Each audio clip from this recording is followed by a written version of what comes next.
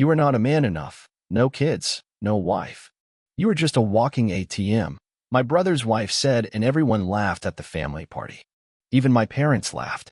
I smiled and calmly left without another word. I was going to make them laugh more, but this time, at the wrong side of their mouths. Hello. Thank you for your continuous support. This means a lot to us. If you enjoy the stories we share, kindly subscribe to this channel. It will be great if you can leave a comment on which city you are watching from. We might just give you a shout out in our next story. Today's special shout out goes to Ken from Liverpool, UK. We are glad you enjoy our stories. Now let's dive into the details of today's story. I'm James Carver. I'm 40 now, and I guess you could say I've done all right for myself. Build a real estate business from nothing, just me, a beat-up laptop, and a lot of late nights. No wife, no kids, but that's okay. I had my family, my parents, my little brother Mike, his wife Lisa, and their 2 kids. I worked hard so they wouldn't have to. Gave them houses, cars, money every month. It felt good, you know? Like I was the big brother fixing everything. That night, though, it was late summer, warm enough that the crickets were still chirping outside one of my big houses that I wasn't living in. I'd thrown a party for them. Catered food, fancy drinks, the works. Cost me a couple grand, but I didn't care. I was leaning against the kitchen counter, sipping a beer, watching them laugh and eat. Mom was slicing cake, Dad was telling some old story, and the kids were running around with sticky hands. Mike and Lisa were on the couch, her feet in his lap. It was loud, messy, perfect. My chest felt full, like I'd done something right. Then Lisa opened her mouth. She'd had a few glasses of wine, her cheeks were pink, her voice loud. She looked at me, smirked, and said, "You're not man enough, James. No kids, no wife. You're just a walking ATM." The room went quiet for a split second. Then boom, laughter. Mike threw his head back, cackling. Mom and Dad chuckled, like it was the funniest thing they'd ever heard. Even the kids giggled, though I'm pretty sure they didn't get it. I stood there, beer halfway to my mouth, feeling my face burn. My own family. Laughing at me. Not with me, at me. I forced a smile. You know that fake one you slap on when you're dying inside? Yeah, that. Funny, I said, real quiet. Set my beer down, grabbed my keys off the counter, and walked out. No big scene, no shouting. Just the sound of my boots on the hardwood, then the screen door slamming behind me. Their laughter followed me all the way to my car. I slid into the driver's seat, a black pickup I'd bought cash, and just sat there, hands on the wheel. My mind was racing. I saw myself at 20 working construction to pay Mom and Dad's bills after Dad lost his job. Saw myself handing Mike the keys to his first house, grinning like an idiot. Saw the late nights, the holidays I skipped, the dates I canceled, also they could have what I never did. And they laughed. Called me an ATM. Like I was nothing but a wallet with legs. My hands tightened on the wheel till my knuckles went white. I could still hear Lisa's voice, sharp and mean. Something snapped inside me, not loud, not dramatic, just a quiet break. I was done. Done being their punching bag. Done being the fool who paid for their lies while they mocked mine. I started the engine. The hum drowned out the crickets. My phone buzzed, probably Mike, probably clueless, but I didn't look. I just stared out the windshield, the big house glowing in the dark, full of people who didn't deserve me. They'll laugh on the wrong side of their mouths, I muttered. Then I hit the gas and peeled out. Next morning, I called my accountant. Cut them off, I said. All of them. And that was just the start. So there I was, peeling out of the driveway, their laughter still ringing in my ears. The pickup's engine growled as I hit the gas harder than I needed to, street lights blurring past. I didn't go far, just to my place, a big empty house that felt more like a showroom than a home. Garage door slid up, I pulled in, and sat there, hands gripping the wheel. My phone buzzed. Mike, probably, or Mom, but I didn't check. I just stared into the dark, feeling that snap inside me settle into something cold and solid. They were done getting my help. Done getting me. Next morning came fast, gray lights sneaking through the blinds. I hadn't slept, couldn't. My living room was dead quiet, just me and a half-empty coffee mug. I grabbed my phone, ignored the missed calls piling up, and dialed Pete, my accountant. He picked up quick, voice rough like he'd just woken up. "Pete, I need you to cut them off." I said, "No hello, no warm-up." Mom, Dad, Mike, Lisa, the works. No more money. Freeze their cards. Now. He popped his gum, loud in my ear. You sure? That's a big chunk. 50 grand a month, right? Positive. And get their houses listed. The bungalow, Mike's place, the condo. On the market by Friday. James, he started, but I wasn't in the mood. No questions. Do it. I hung up, set the phone down hard on the counter. My hands didn't shake, not even a twitch. But my gut twisted, like I was jumping off a cliff I couldn't see the bottom of. By noon, Pete texted, done. Account's locked. Realtors on it. I grabbed my keys, headed to my office downtown. It's this glass tower, all sharp lines and shiny floors. Bought it cash a few years back. My desk's this huge oak thing, too big for one guy, but it felt right today. Pulled up the deeds on my laptop. Mom and Dad's bungalow, Mike's house with the pool, the condo I'd kept empty since Lisa's mom passed. All mine. I'd signed every check, every contract. Never asked for thanks, just wanted them safe. Now, I'd use it to take it all back. Phone buzzed again, Mike. I let it ring out, watched his name blink till it quit. Then Mom, her voice shaky in a voicemail I skipped. Dad next. Jimmy, call us. Short, gruff, like always. Lisa didn't call, she texted. Petty little man. I snorted. Petty? Sure. But I'd show her little. That afternoon, I drove out to watch it start. First up, Mom and Dad's place. Little bungalow with a porch I'd rebuilt myself, hammer in hand, 10 summers ago. Pulled into the driveway as a realtor, this lady with a clipboard and a blazer jammed a for sale sign into the grass. Mom shuffled out, apron dusted with flour, her face crumpling when she saw me. Jimmy, she called, voice wobbly. I didn't answer, just gave a nod through the windshield and pulled away. Her eyes, wide, lost, burned into me, but I shook it off. Next stop, Mike's house. Big, fancy, with that pool out back I'd paid for so the kids could swim. Another realtor was there, snapping pics with a phone. Mike's BMW gleamed in the driveway, waxed to death, but useless now without my cash. Lisa stood on the porch, arms crossed, hair messy like she'd just rolled out of bed. Coward, she yelled as I cruised by, slow enough to see her glare. I kept driving, face blank, heart thumping. Last was the condo. Small place, quiet street. I'd kept it up after Lisa's mom died, new paint, new fridge, just in case. Now a sign went up there too, sharp and white against the brick. By the time the sun dipped low, all 3 were tagged, marked for sale. Their lives, unraveling with every hammer swing. Back home, I poured a whiskey, cheap stuff, burned my throat just right, and sank into my couch. Phone wouldn't quit buzzing. Mike's voice now, pissed. The cards aren't working, man. What's going on? Mom, softer. Jimmy, we didn't mean it. Please. Dad, this ain't right.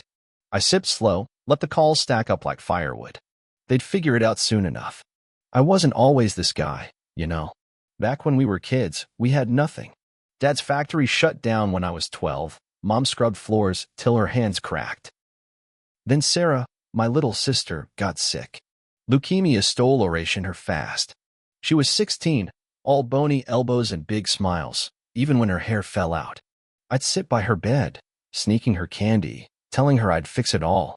She'd laugh, weak but real, and say, "You're the best, Jimmy." She died anyway. I was 20, broke, punching walls. Promised myself I'd never let them struggle again, Mom, Dad, Mike. Built my life around that promise. And they'd laughed. Next day, it hit them. Mike showed up at my office, banging on the glass, till the front desk buzzed him in. He looked rough, stubble thick, shirt half-tucked. James, what's this? The house is for sale? The money's gone? Lisa's freaking out. The kids don't get it. I leaned back in my chair, cool as winter. You laughed, Mike. Called me an ATM. So I'm done being one. It was a joke, he yelled, face turning blotchy red. You're taking us over a dumb joke? Didn't feel dumb to me. I got up, walked to the window, stared at the city I'd clawed my way into. Get out. He stood there, breathing hard, then cursed and left, door slamming behind him. I watched him stomp off, feeling something not joy, not sadness, just steady, like I'd finally said no. That night, I made a mistake, opened X. Lisa had posted, James Carver's a monster who'd rather see us homeless than take a joke. Family means nothing to him. Hundreds of likes, comments piling up. What a jerk. Rich asshole. People who didn't know me didn't know I'd skipped my own life to give them theirs. I wanted to type back, tell them everything, but I tossed the phone on the couch instead. Let her yap. Let the world judge. They'd see soon enough. I poured another drink, leaned back, and let a small, hard smile creep up. The houses would sell quick. I'd made sure of that. 30 days, and they'd be out. And I wasn't close to done. The whiskey was still warm in my throat when I set the glass down that night, Lisa's ex-post glowing on my phone. Monster, she'd called me. Hundreds of strangers agreeing, their words like little knives. I locked the screen, tossed it aside, and stared at the ceiling. Fine. Let them talk. They didn't know the half of it, and I wasn't going to waste my breath explaining. The houses were selling. That's what mattered. 30 days, and they'd be out. I leaned back, closed my eyes, and waited for the storm to hit. It didn't take long. Next morning, my realtors called, one after another, voices chipper like they'd won the lottery. Bungalows got a cash offer, James. Mike's place, bidding war already. Condos under contract. I'd priced them low, just enough to move fast. By lunchtime, all three were locked in. I texted back, close quick.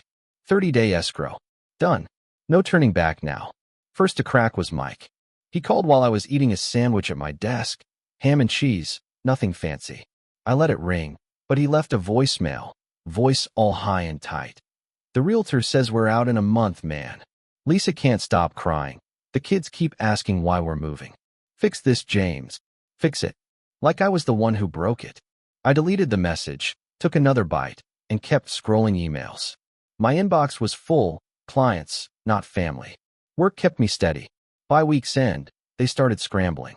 I drove by Mom and Dad's place one evening, slow enough to see, but not stop. The for sale sign had a sold sticker slapped on it. Cardboard boxes were stacked on the porch, Dad wrestling them into a rusty pickup he hadn't driven in years. Mom stood by the door, arms wrapped around herself, staring at the lawn like it might swallow her. I didn't wave, just kept driving, my chest tight, but my hands firm on the wheel. Mike's house was worse. I swung by Saturday morning, early, sun barely up. The pool was still, no kids splashing like usual. Lisa was out front, shoving suitcases into that BMW while Mike hauled a lamp to the curb. Their new place, a duplex across town, popped up on my radar 'cause I'd run the address. Peeling paint, cracked driveway, half the size of what they had. The kids sat on the steps, Sophie hugging her knees, Ben kicking a rock. I slowed, just for a second, and Lisa spotted me. "You happy now?" she screamed, voice cracking. I hit the gas, her glare burning holes in my rear view. The condo sold quiet, no fuss, no family to move out. Just a lockbox and a new owner's name on the deed. By Monday, they were all gone from my properties. Mom and Dad in a one-bedroom apartment, walls thin enough to hear the neighbor's TV. Mike and Lisa in that duplex, kids sharing a room now. The BMW and Mom's Mercedes sat in their new driveways, gleaming but useless, insurance lapsed, gas too pricey without my cash. I told Pete to let them keep the titles. Small mercy, I guess. Didn't feel like one. Then Lisa's post blew up. I'd ignored it at first, but by midweek, it was everywhere. Some local news blog, even a blurry photo of me from years back, captioned "Millionaire Kicks Family to Curb." Comments piled up, disgusting, hope he rots. A few defended me, sounds like they had it coming, but most didn't care. Didn't know I'd paid Mom's medical bills when her heart acted up, or put Sophie and Ben through private school. I scrolled it all one night, whiskey in hand again, feeling the heat rise in my face. Wanted to smash something. Didn't. Just turned off the phone and sat in the dark. Mike showed up Friday, banging on my office door till security let him through. I was mid-meeting, some developer pitching a strip mall, but I waved him in. He looked like a mess. Unshaven, eyes red, shirt untucked. "You're killing us, James," he yelled, loud enough my client flinched. "The kids lost their school, Lisa's a wreck. We can't pay rent. You happy now?" I stood, slow, kept my voice low. "You laughed, Mike. All of you. Called me an ATM. I gave you everything, houses, cars, cash, and you laughed. It was one stupid night. He stepped closer, fist balled. You're tearing us apart over one dumb joke. Felt pretty smart to you then. I walked past him, stared out my window at the city lights. I worked my whole life for you. No vacations, no family of my own. And you laughed. He didn't say anything for a minute, just breathed hard. Then, you're a bastard. Door slammed, and he was gone. I sat back down, nodded at the developer. Keep going, I said, like nothing happened. But my hands shook under the desk, just for a second. That weekend, I went dark. No phone, no ex, just me in the house. Poured another drink, flipped through old photos on my shelf. Me and Sarah, her grinning with a popsicle, me awkward in a too-big shirt. She'd been the spark, died at 16, left me promising I'd hold the family together. Found a shot of Mike's wedding, me in a suit, handing him the keys to that house, smiling like an idiot. Mom and Dad at their bungalow, cutting the ribbon I'd tied on the door. All those years, grinding, building, giving. For them. And it was ashes now. Sunday night, I cracked. Drove to a bar downtown. Dive place, sticky floors, neon buzzing. Sat in a corner, nursing a beer, watching people laugh like it didn't hurt. Guy next to me, some grizzled trucker, nodded. Rough week, he asked. Rough life? I said, half a laugh. He didn't push, just clinked his bottle against mine. I stayed, till closing, letting the noise drown out the quiet in my head. Felt good, almost. Like I'd won. But winning tasted bitter, like old coffee left too long. Monday hit, and the calls started again. Mom this time, voice thin. Jimmy, we're sorry. We should have stopped it. Please talk to us. I didn't delete it, just let it sit there, unplayed. Drove home late, city lights smearing past. Pulled into my garage, cut the engine, and sat. Something was shifting, but I couldn't name it. Then my phone lit up. Sophie, Mike's girl, a text. Uncle Jimmy, why don't you love us anymore? 10 years old, her little words like a punch. I stared at it, beer still bitter on my tongue, and didn't answer. Couldn't. Not yet.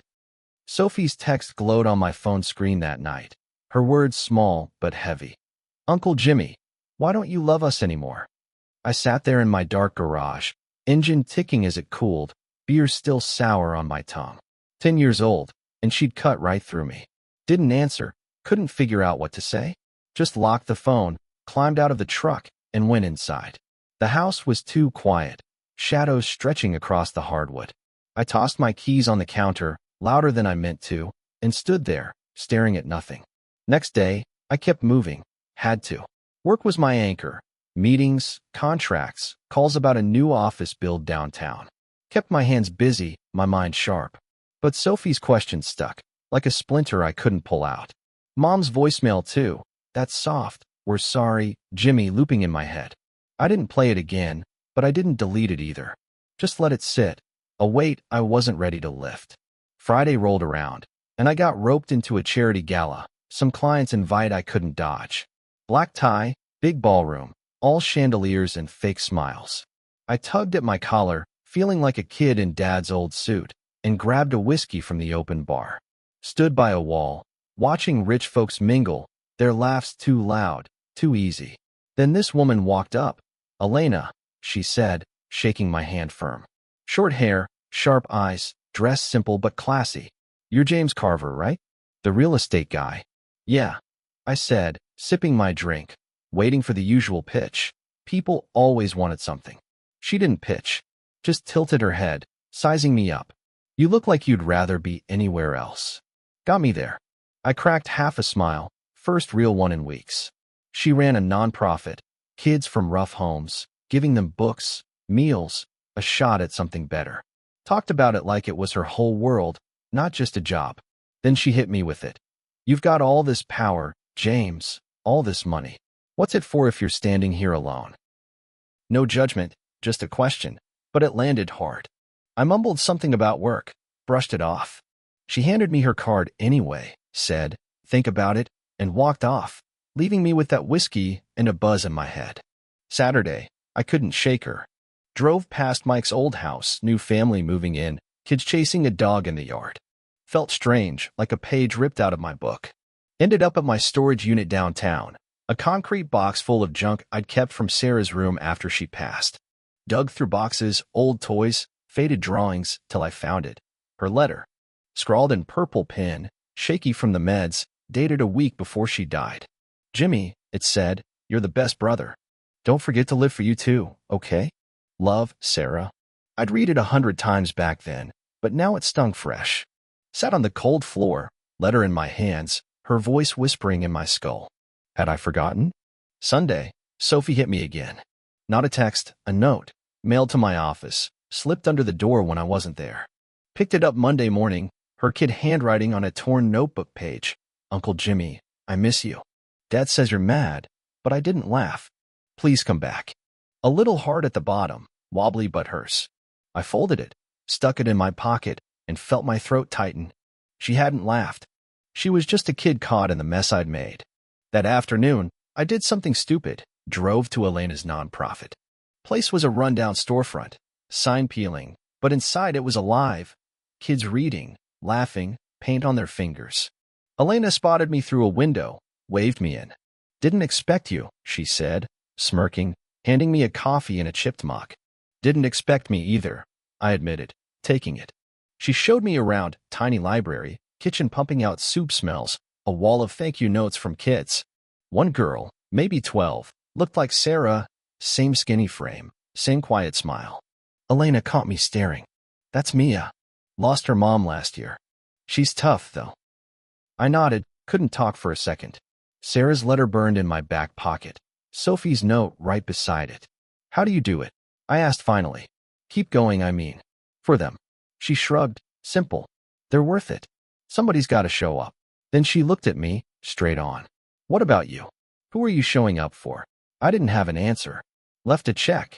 10 grand. And signed. Just slid it under a stack of papers. And walked out. Got in my truck, sat there in the parking lot, engine off. The air was thick, late summer pressing in. Sophie's note crinkled as I pulled it out, read it again. I didn't laugh. She hadn't. Moms were sorry, echoed too, frail but real. Mike and Lisa, though, they hadn't said a word. Still proud, still waiting for me to cave. Back home, I paced. Kitchen to living room, boots loud on the floor. Looked at my life. Big house, fat bank account, nothing else. Elena's question rattled me. What's it for if you're alone? Sarah's letter answered, live for you too. Sophie's note begged, come back. I'd torn them down, watched them fall, felt that hard little victory. But now it was cracking, like ice under too much weight. Tuesday, I hit the bar again. Same dive, same sticky floors. Trucker was there, nodded like we were old pals. Still rough? He asked, bottle clinking mine. Getting rougher, I said, sipping slow. Told him bits, Lisa's jab, the houses, Sophie's note. Didn't say my name, didn't need to. He listened, grumbled, family's a damn mess sometimes. Yeah, I said, staring at the neon buzzing over the bar. Sometimes. Drove home late. City quiet except for the hum of my engine. Pulled into the garage, cut the lights, and sat there, Sophie's note still in my pocket. I'd won, hadn't I? They were out, struggling, learning their lesson. But her little heart on that page wouldn't let go. Neither would Sarah's purple scrawl or Mom's shaky voice. I gripped the wheel, breathed slow, and felt it, the crack widening. Something had to give. I just didn't know what yet. That night in the garage, Sophie's note still crinkling in my pocket, I couldn't sit still. The truck's engine was cold, the house dark, but my head wouldn't quit. Sarah's letter, Mom's voicemail, Elena's question, they swirled together, loud and messy. I'd torn it all down, houses sold, money cut, family scattered. Felt good at first, like I'd won something. But now, with Sophie's little heart staring up at me, it didn't feel like winning anymore. It felt like a hole I dug too deep to climb out of. Next morning, I made coffee black, strong, burned my tongue. Stood at the kitchen counter, staring at my phone. Mom's message still sat there, unplayed since last week. I hit play this time, held my breath. Her voice came soft, cracked. Jimmy, we're sorry. We should have stopped Lisa, should have said something. We miss you. Please talk to us. It cut off, just like that. No guilt trips, no begging for cash, just sorry. I played it again, then set the phone down slow. Sorry wasn't enough, but it was something. I drove to work, windows down, city air sharp against my face. Sophie's note rode shotgun, flapping in the breeze. I didn't laugh, she'd written. She hadn't. Neither had Ben. Her little brother just watched, confused, while the adults cackled. Mike and Lisa, though, they'd led the charge, and I hadn't heard a peep from them. No apology, no nothing. That stuck in my craw, hard. Midweek, I caved, called Mom back. She picked up fast, like she'd been waiting. "Jimmy," she said, hopeful, scared. "Yeah, it's me." My voice sounded rough and used. "Heard your message." "We meant it," she said quick. "Me and Dad, we didn't know it'd hurt you like that. We're so sorry." I could hear Dad in the background, grumbling agreement. His pride didn't but there. "Okay," I said, not sure what else to give. "How you holding up?" "It's tight," she admitted. "Apartment's small, bills are piling. But we're managing. Just miss you, is all." I nodded, though she couldn't see. "Miss you too." Hung up after that, short and awkward, but it was a start. Didn't call Mike, let him stew. Lisa either. They'd have to come to me. Thursday, I went back to Elena's nonprofit. Couldn't stay away, not after that girl Mia, the one who looked like Sarah. Pulled up in the afternoon, sun beating down, kids spilling out onto a cracked playground. Elena met me at the door, coffee mug in hand again. "Back so soon," she teased, but her eyes were warm. "Guess so," I said, stepping inside. The place smelled like crayons and soup, noisy with life. She showed me a new project, bookshelves they couldn't afford. "Kids need more than handouts," she said. "They need something to hold on to." I wrote another check, 20 grand this time, still unsigned, slipped it into her desk drawer when she wasn't looking. Watched Mia read to a smaller kid, her voice steady, and felt Sarah there, somehow. Elena caught me staring again. "You're not just here for the coffee, are you?" "Nah," I said, half a laugh. "Maybe I'm figuring something out." Friday, Sophie's school called. Old private place I'd paid for till I didn't. Secretary said she'd been dropped, couldn't afford it now. I pictured her in that duplex, sharing a room, no pool to splash in. Ben too, stuck in public school they weren't ready for. Guilt twisted my gut, but I pushed it down. Mike could have called. Lisa could have swallowed her pride. They hadn't. Saturday, I made my move. Met Mom and Dad at a diner. Greasy spoon, smelled like bacon and burnt toast. They looked older, thinner, Dad's hands shaky on his mug. "We're not asking for the old days," Mom said, eyes wet. "Just you." "I'm here," I said, simple. "No houses, no big checks. But I'll help. Rent some bills. You gotta work too, though." They nodded, fast, like kids promising to behave. I paid the tab, left a big tip. Felt lighter walking out. Mike finally cracked Sunday. Showed up at my house, not the office, my front door. Looking like he hadn't slept in days. "James," he started, voice low. "I messed up." "We all did. Lisa's still mad, but I'm here. The kids, they're hurting." "Sophie wrote me," I said, leaning on the doorframe, arms crossed. "Said she didn't laugh." "She didn't," he said quick. "She's been asking for you nonstop." I let him in, poured coffee, sat him down. "I'll help the kids," I said. "School fees, basics. Not you, not Lisa, not till she owns it." He nodded, slow, defeated. "Fair. I'm sorry, man." "Really?" "All right," I said, and that was that. No hugs, no big scene, just a line drawn. Lisa never called. Heard from Mike she'd doubled down, ranting to anyone who'd listen. Marriage was shaky, he said. I didn't care much, her choice, her mess. Weeks later, I bought a new place, not a mansion, just a house. 2 bedrooms, porch out front, trees in the yard. Moved in slow, couch, bed, a few boxes. Hung Sarah's photo in the living room, her grin watching me unpack. Felt right, like a fresh page. Elena came by one night, pizza in hand, kids' drawings tucked under her arm. "Housewarming," she said, smirking. We ate on the floor, laughed about nothing, and I thought maybe this was what Sarah meant. Living for me too.